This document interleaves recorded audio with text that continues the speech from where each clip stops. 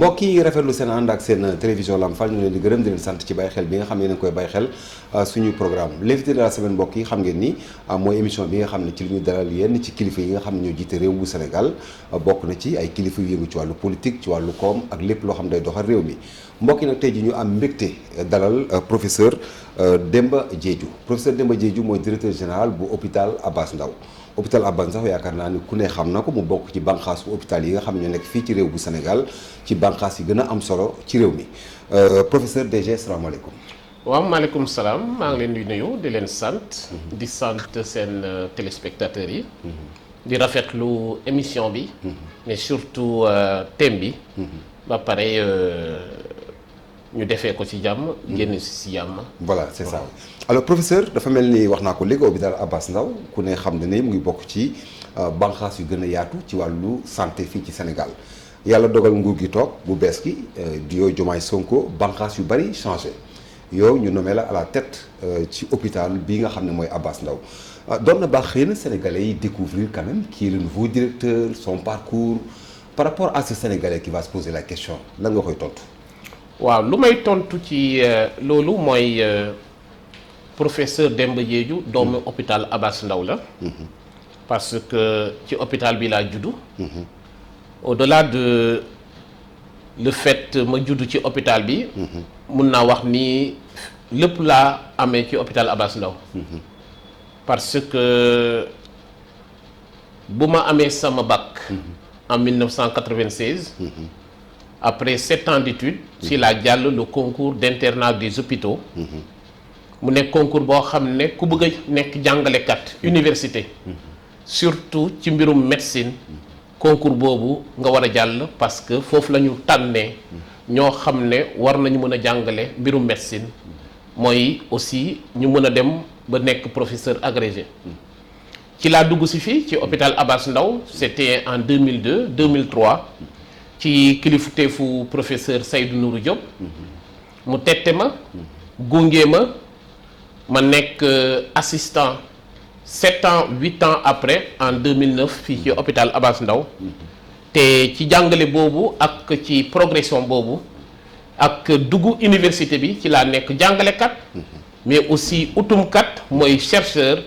ma pare ma nekk fajukat nekk docteur fii ci hôpital Abass Ndao. ci loolu nag laa poussé ba nekk professeur agrégé en 2020 te ci professeur agrégé boobu nag dama nekk professeur agrégé ci mbirum médecine interne. médecine interne mooy spécialité boo xam ne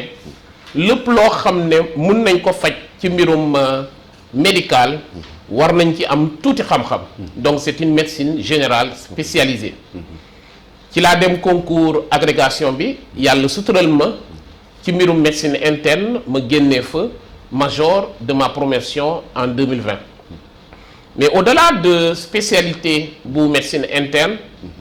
man dama yàgg bëgg xam-xam dama yàgg utum naka lay amee variété ci lu may def naka laa mu ne gën a maye offre de soins te ci loolu nag laa def ñaari autres spécialités. parce que à part la spécialité de médecine interne def naa 4 ans pour am la spécialité d'endocrinologie diabétologie nutrition mais aussi defaale naa spécialité médecine du travail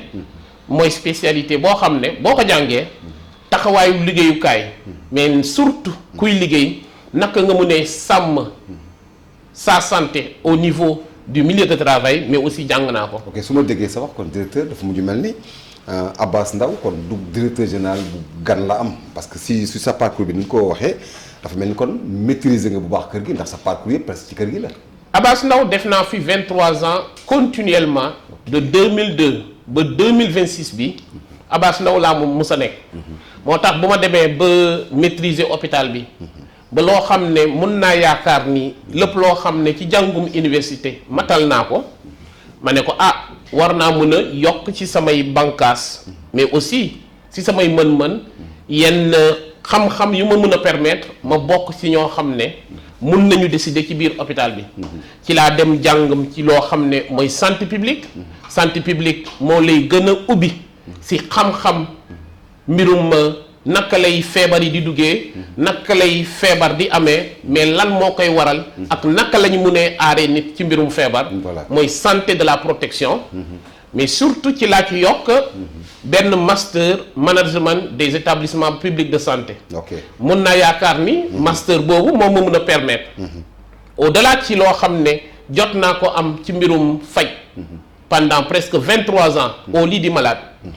loolu moom mën a permettre actuellement ci ndigalu président de la République son excellence Bassirou Diomaye Faye mais aussi sous l'impulsion du ministre de la santé et de l'hygiène publique le docteur Ibrahima Sy d'ailleurs loolu la ma dénkoon maa ngi lay nommé ci hôpital Abass Ndao mais ci ndigalu autorité yi fexeel ba ci hôpital Abass Ndao lu ñu fay séentu ñu gis ko fa mooy faj boo xam ne bu mucc ayib faj bu ànd ak yërmande mais surtout faj boo xam ne foo dugg nga am fa kóolute. voilà alors wax nga ko léegi faj bu ànd ak yërmande faj boo xam ne day ànd ak kóolute ñu seetlu ni Abass Ndao lu mel ni feebaru diabète su ma jumul doon na fi loo xam ne vraiment aussi bari na fi trop ci ay wàllu demande maanaam bokk liñ ci dal alors ku ne xam ne nag actuellement sénégalais yu bari dañu faral di souffrir ci wàllu feebaru diabète yàlla dogal nga nekk directeur général bi yàgg lool ci bànqaas bi yan dispositif wala boog yan yoon nga teg tey jii pour mën a affronter quand même situation boobu. waaw bu ma ñëwee ci hôpital Abass Ndao actuellement def naa fi 8 mois bu ma ko xaymaa ci biti mais aussi si biir parce que def naa fi 23 ans ci laa évaluer hôpital bi ba ma gis ma xam jàngoro hôpital bi mais ci xam jàngoro hôpital bi ma am axe de management mooy samay priorité pour 2025 bi en 8 mois sama priorité bu njëkk ba mooy naka laay fexe de telle sorte que bépp urgence mu nekk urgence médicale mu nekk jigéen ju ëmb mu nekk xale buy jóge ci jigéen ji mais aussi urgence chirurgicale mu bañ a nekk loo xam ne luy gàllankoor population Sénégal ci hôpital Abass Ndao tey bu ngeen dugg see hôpital Abass Ndao gis ngeen ni maternité dañ ko réhabilité ba mu mucc ayib macha allah gis ngeen ni SAU incha allah lundi bi di ñëw dinañu livrer suñu SAU boo xam ne jóge nañu ci 13 lits ba 25 lits incha allah à partir maintenant de la semaine prochaine dinañu réhabiliter bloc opératoire de telle sorte képp ku ñëw nga am urgence médicale urgence chirurgicale wala jigéen ju ëmb nga am problème Abass Ndao war na mën a wax sénégalais yi bu soobee yàlla ku fi ñëw nga am urgence du ñu rejeté parce que nag loolu moo ñu fi tax a jóg te loolu moo ñu fi toog moo fi tax a toog sauf que Abass Ndao dafa am ñetti bànqaas mooy xam ne moom lay sénégalais di koy nawee bànqaas bu njëkk ba mooy maternité bi boo xam ne def na 90 ans avec la néonatologie boobu la ñuy wax le pôle mère enfant beneen bànqaas boo xam ne nawee nañ ko fii Abass Ndao mooy Sénégal boobu la ñu nawee mooy l'unité d'ophtalmologie R+4 boo xam ne lépp loo xam ne soxla nga ko ci mbirum pajum bët ci Abass Ndao la fekkee baax ñetteelu bànqaas bi mooy centre Marc Sankalé mooy centre de référence boo xam ne au-delà du Sénégal Gambie Guinée-Bissau même Mauritanie Abass Ndao bu ñu amee problème fii la ñuy ñëw pour la gestion du diabète et la gestion des complications donc loolu boo ko amee nga toog ci bànqaas yooyu nga defar say urgence baax na ci aussi nga am politique buy tax kóolute boo xam ne jox nañ la ko ci bànqaas yooyu ñu bañ la ci yeb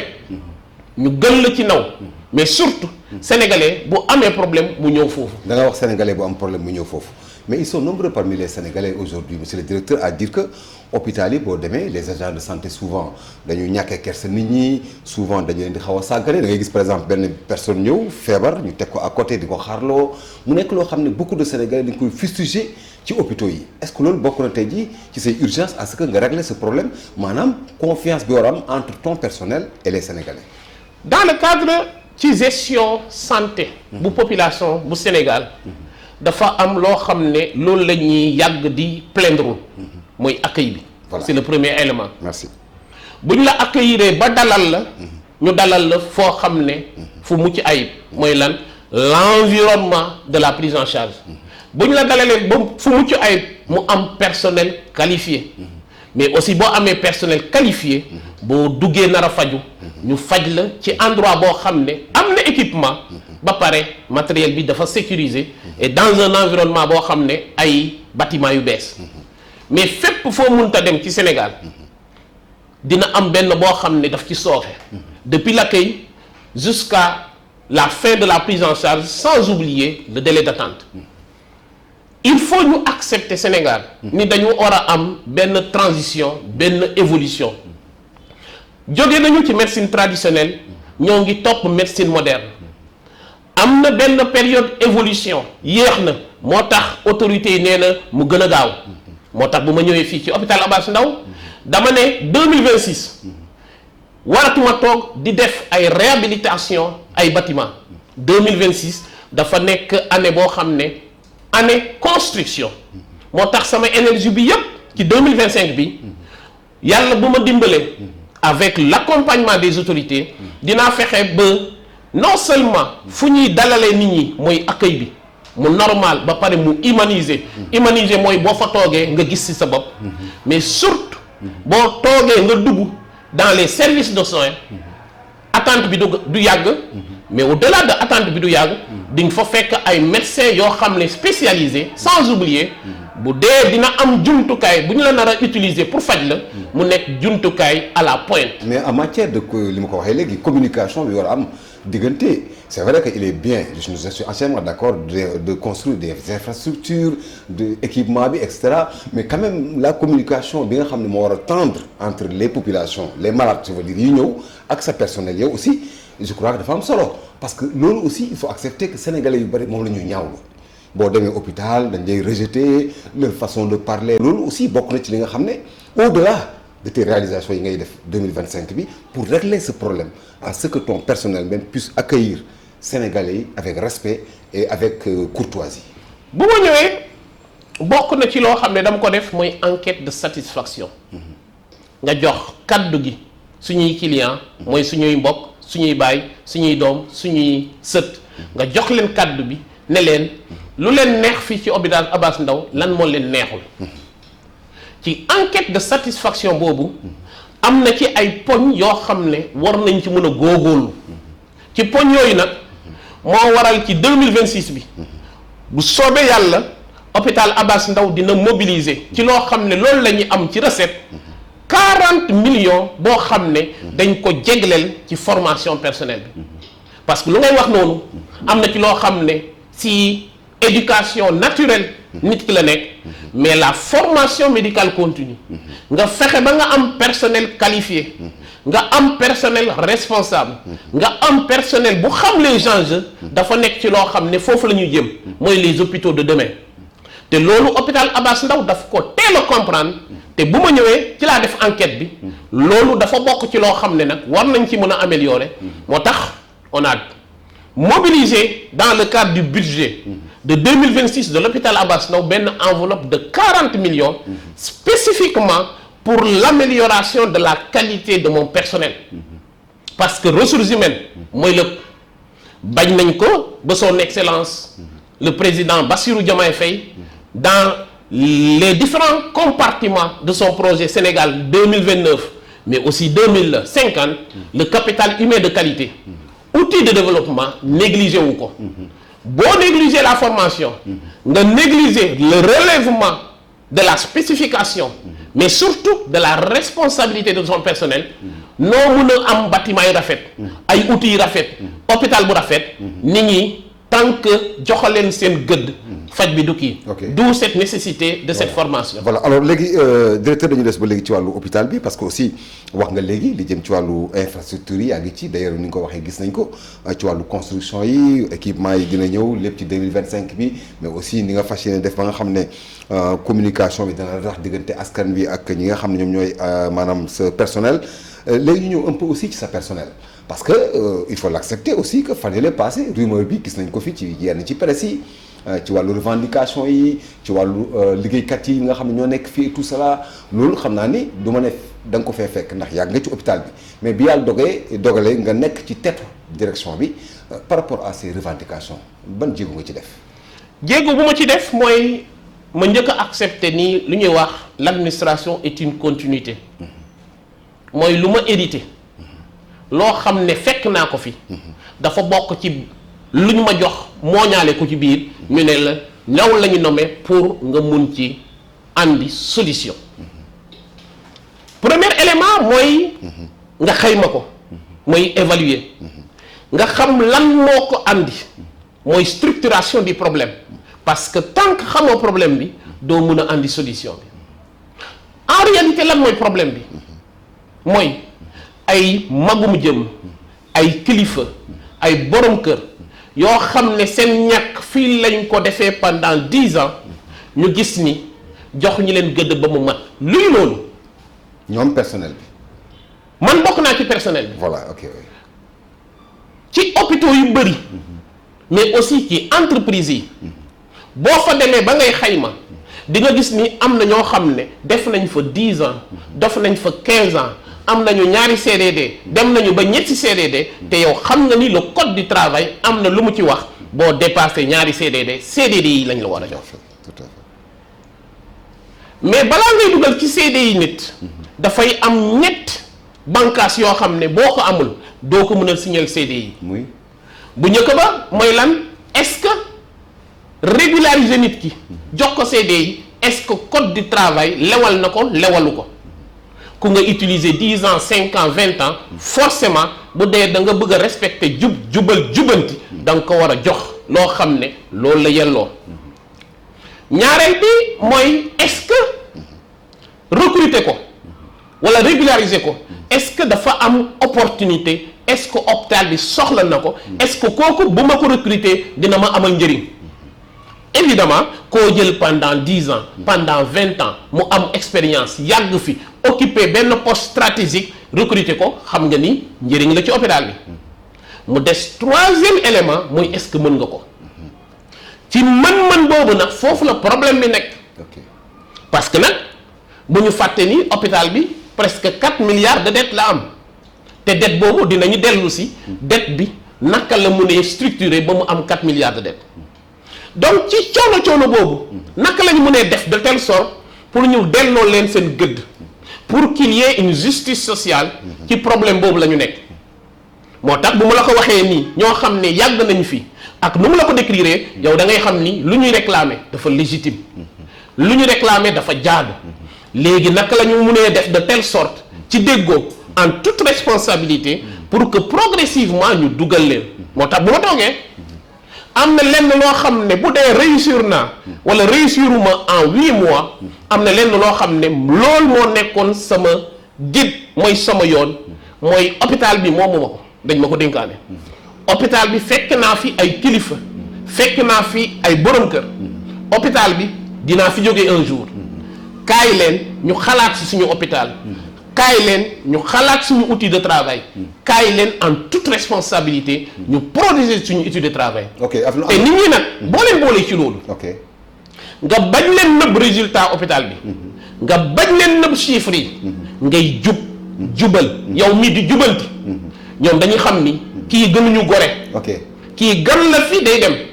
te bu ñu ko naree topp ba mu yàq hôpital bi après ñun ñoo fi trinqué te loolu nag c'est ngay gis ni malgré des problèmes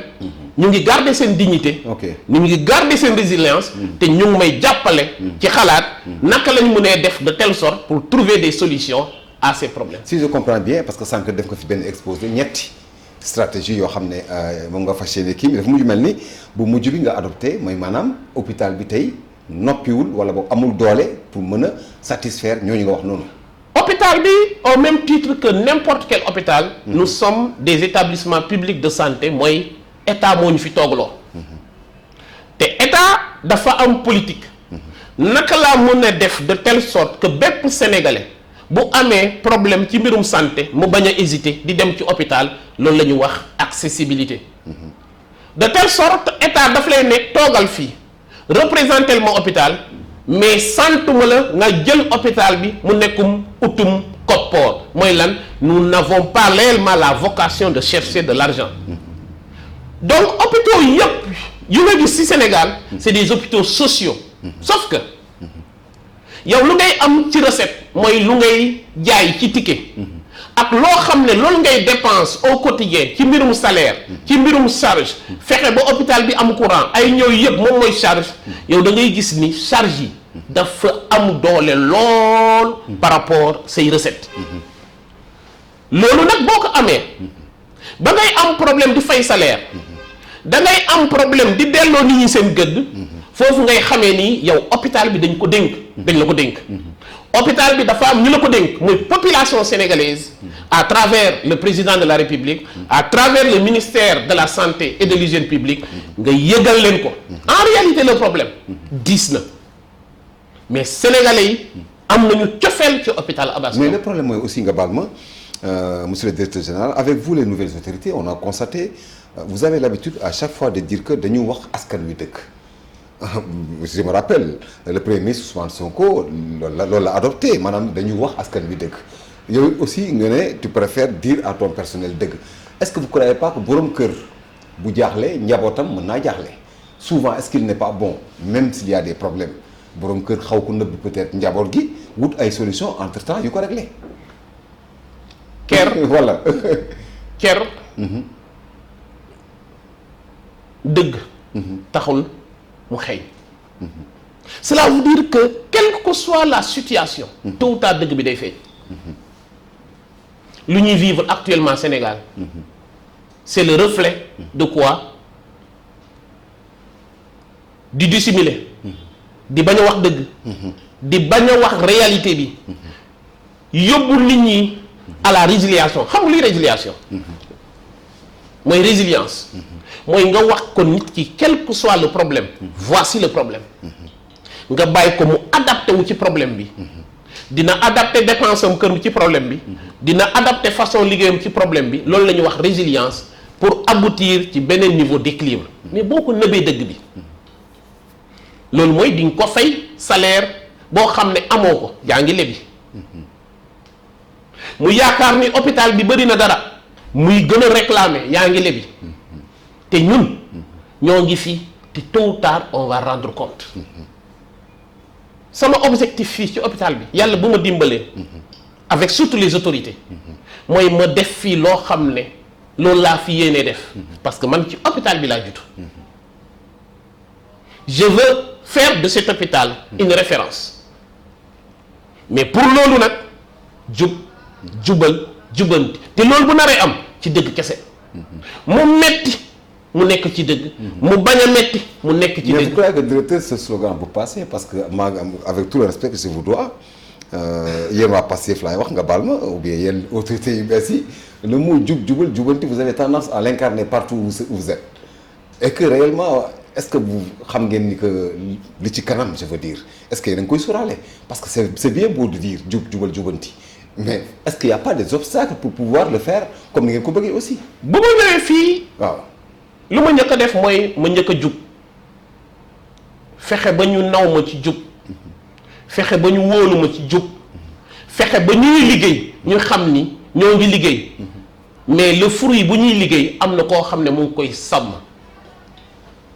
mooy un des éléments essentiels jub. am na yenn yoo xam ne dégg ngeen ko ci action yu ma def pour gën leen won ni non seulement jub naa te bëgg naa jub mais dinaa ci dugal sama doole dinaa ci dugal sama temps ça c'est le premier élément deuxième élément mooy jubanti mooy dañ la nommer fii parce que peut-être am na loo xam ne gis nañ ko fii te kontaanuñu ci ba lépp loo xam ne hôpital bi mu ngi koy doxal pour du koy jox sénégalais yi muy jub ci mbirum koppoor muy jub ci mbirum soins de qualité muy jub ci mbirum set muy jub ci lépp loo xam ne sénégalais yi dañ ko soxla mu des jubante ba au quotidien fii te loolu la ñuy ñaan au quotidien yàlla sutural ñu ñoo xam ne ñoom ñooy suñuy travailleurs man je les remercie et je les félicite ñu am kóolute ci administration bi te loolu nag il faut que njiit bi ak toute l'administration ñu mën a ànd ak jub di jubal bu dee yow da nga espérer ñoo xam ne ñoom ñooy taxawal fii hôpital bi mooy les travailleurs ñu mën a am esprit de confiance te boobaa nag les efforts vont être démultipliés. Voilà. Alors directeur un peu quelle est votre relation avec les syndicalistes ici dans votre structure souvent ce qu'on constate mooy diggante des directeurs généraux yi ak syndicats yi souvent dafay xaw a ñagas tiraillement la donc dafay xaw a dëgër sa relation bi nga ñëwee ak syndicalistes yi comment ça se passe. une relation excellente 23 ans laa fi def c'est des amis d'enfance quand on était lii Abass Ndao on s'est retrouvés actuellement à des postes stratégiques nit ki nu mu mel a mel boo ko joxee gëddëm nga jox ko place am nga jox ko cër boo xam ne moom la yelloo nga jubal di jub di jubanti bu dee dëgg-dëgg lu muy woote muy représentants sociaux syndicalistes ba pare mu am ñoo xam ne ñoom ñoo ko wóolu ba yëkkati ko cela veut dire am na valeur yoo xam ne yu muy incarner forcément am na loo xam ne comportement directeur bi moom mooy déterminer le comportement des syndicalistes te bu ma fi ñëwee la gestion inclusive fu mu fekkee baax mooy le staff de la direction tous les mardis dafay am benn staff boo xam ne kàngamu hôpital bi yëpp dañ fay daje di waxtaanee problème hôpital bi dossier hôpital bi ak nangamu hôpital bi xam nga kooku boo ko boolee ci loolu mu xam est-ce que dox na doxul lu ngeen nar a séddoo ngeen séddoo ko ba mu mat sëkk lu ngeen war a joxe ngeen jox ko ba mu mat sëkk bu naree def leneen moroom yi ñoo koy ne jàmbaar lii jaaduwul le respect la considération l'inclusion la prise en considération et l'implication de ces syndicalistes dans la gestion de l'hôpital pour man bu dee jubbanti laa bëgg a def est le meilleur moyen pour prévenir toutes les crises sociales pour prévenir les malentendus pour prévenir n'importe quel et surtout c'est un outil performant pour le développement de chaque structure. Parce que ku nekk day xam ni lu muy joxe nii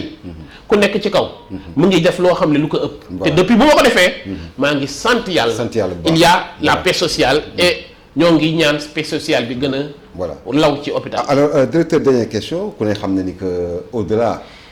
étant directeur général de l'hôpital Abass Ndao cadre nga ci biir parti bi di PASTEF président de la République son excellence Bassirou Diomaye Faye en collaboration avec son premier ministre dig sénégalais yi ne fii ñu ngi fii danañu fexe ba képp kuy sénégalais soin nga am accès aux soins mu yomb ci yow fépp foo mënti nekk ci réew bu Sénégal en tant qu'un expert ci wàllu santé ndax jàpp nga ni réussite boobu président de la République am ak premier ministre am pour vraiment fexe ba Sénégal yépp ñu am accès ci wàllu santé est-ce que war na mën a nekk. L'accès à la santé war na mën a nekk mais déterminant yi mooy bànqaas yu tax ñu war a mën a nekk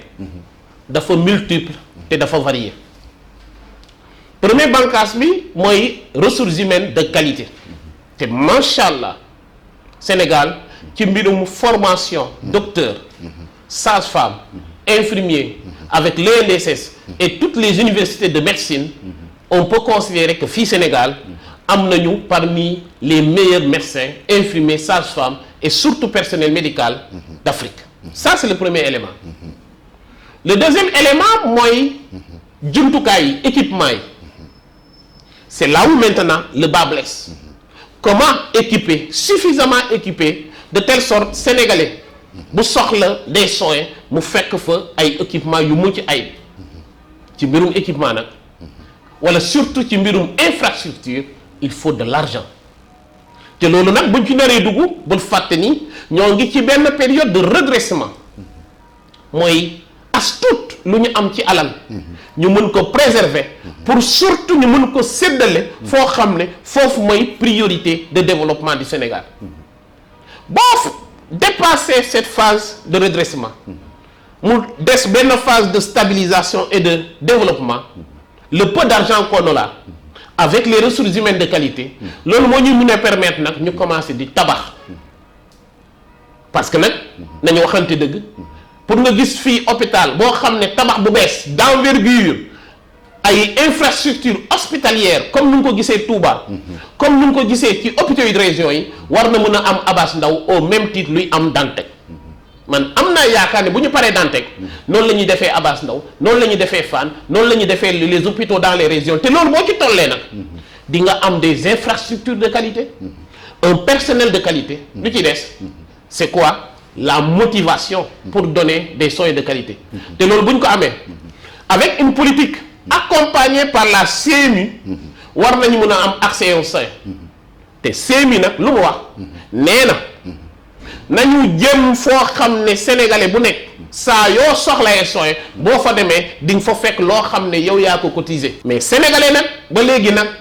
ñoo ngi am ay difficulté pour lan denc ay koppoor yoo xam ne buñ ko soxlaa ñoo ngi am difficulté pour denc koppoor boobu mooy la participation à notre soin de demain. Okay. Donc la CMU, couverture maladie universelle, des équipements comme l'hôpital de Dantec boo xam ne mu ngi construction mais aussi un personnel de qualifié, ce sont des éléments essentiels lu ñu mën a permettre na saa yoo amee problème nga fekk fa tout mais surtout avec des prix accessibles. Pourquoi pas la gratuité des soins. Voilà. En tout cas, monsieur le directeur général, ñu ngi lay gërëm di la sant professeur. Sûrement peut-être un appel par rapport à son excellence président Bassirou Diomaye Faye. C'est vrai que vous avez été nommé par décret ci ndigalu président de la République du Sénégal. Alors ban appel ngay lancer aujourd'hui les autorités par rapport à ce secteur bi nga xam ne c'est sensible ni wàllu santé. L'appel que on lancerait aux autorités mu nekk le président de la République, son Excellence Bassirou Diomaye Faye, le Premier ministre Ousmane Sonko, le ministre de la Santé et de l'Hygiène publique, le docteur Ibrahima Sy. C'est un appel, on peut dire, à l'image de ce que ñoom ils nous ont confié, lu ñu dénk. dañ ma ne dinañ la jox hôpital Abass Ndao mais fexel ba ci hôpital Abass Ndao sénégalais am fa satisfaction. ma ne leen satisfaction. ñaar ba ñetti bànqaas ñoo ko mën a déterminer personnel bu doy mais aussi qualifié bâtiment infrastructure yu mucc ayib d'où le projet d'établissement et enfin lu ci des mooy équipement te loolu nag ba léegi nag am nañu marge de progression ñun hôpital Abass Ndao ren balaa la fin de l'année dinañu def suñu projet d'établissement mooy lan Abass Ndao de demain dans 5 ans dañoo am 4 pôles boo xam ne loolu mooy suñu projet ak suñu vision. Le premier pôle c'est le pôle diabète centre Marc Sankalé service d'ophtalmologie et le pôle des spécialités médicales de telle sorte bépp soxla boo xam ne sénégalais am na ko ci mbirum diabète dina ko fekk dans le cadre d'une prise en charge intégrée dans le cadre d'un premier pôle mooy le pôle diabète. D'où l'utilité de la reconstruction complète du centre Marc Sankalé autour des services d'aide à la prise en charge des complications du diabète. Voilà. Le deuxième pôle c'est le pôle des spécialités chirurgicales. bépp soxla urgence chirurgicale wala fajum chirurgie bëgg nañu au niveau de l'hôpital Abass Ndao qu'on est le plus grand pôle de chirurgie de Dakar. Troisième pôle mooy le pôle mère enfant. mooy lan bépp soxla boo xam ne jigéen da ko fi am. mais surtout jigéen joo xam ne day jóge ci jigéen ji mooy néonatologie ñu mooñaale ko ci pôle mère enfant. te boo xam ne dañ koy nawee. pôle boobu nag ñu fexe de telle sorte Sénégal Abass Ndao am ci ndam. Voilà. Donc voici les 3 pôles yoo xam ne bëgg nañ ko développer. parce que nag ma rappeler ko. Abass Ndao dañoo am ñetti champion. Le pôle mère enfant dafa bokk suñu champion. L'ophtalmologie bokk suñu champion. Le centre Marc Sankalé dans le cadre du pôle diabète dafa bokk suñu champion. Voilà. Donc nous demandons l'accompagnement, demandons le soutien, mais aussi nous demandons d'être écoutés. Sans oublier di ñaan yàlla fexe de telle sorte que loo xam ne ñu ngi koy bëgg ñu ngi koy ñaan yàlla sutural Sénégal sutural hôpital Abass Ndao de telle sorte que ce qu'on veut au quotidien des soins de qualité dans un environnement humanisé ñu mën ko am. asalaamaaleykum wa rahmatullah. waaleykum asalaam wa rahmatulahi taala wa barakatu mbokk yi kon ñu koy gërëm di ko sant suñu gan ne kon professeur Demba Diédhiou ñu fàttali leen mooy directeur général bu hôpital Abass Ndao ñu koy gërëm di ko sant ci dalal bi nga xam ne dalal nañu ko ñu gërëm di sant ñi jàppale woon ci wàllu liggéey bi l'invité de la semaine ci beneen numéro jërë ngeen jëf wa salaam.